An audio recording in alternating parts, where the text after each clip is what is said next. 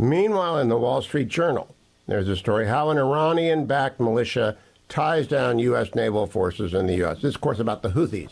Because we are in a war. It's a world war. Russia has invaded one of our allies, not a NATO ally, but an ally, Ukraine.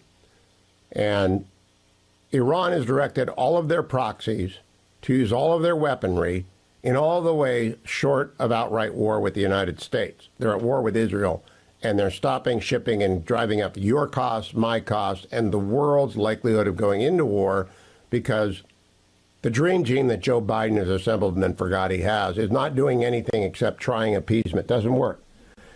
In China's backyard, Damian Cave writes in the New York Times, America has become a humbler superpower. The United States no longer towers over the Asia-Pacific, dictating terms to its allies. That is nonsense. We have never dictated terms to our allies, but we are not a humbler superpower. Our left wing, like the New York Times, wants us to not be a superpower.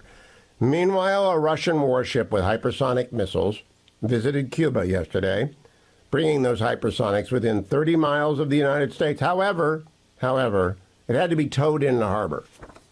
So that's not going well.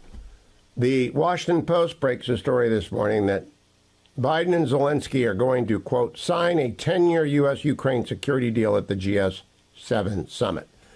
This is not binding. It is not a treaty. It was not floated beforehand so Americans could look at it and decide. I think actually there's a majority in America that supports Ukraine winning this war and stopping the Russia invasion. This is the way to lose that, by trying to politicize it with stunts. Poor Zelensky has no idea he's being used as a puppet in the American election campaign.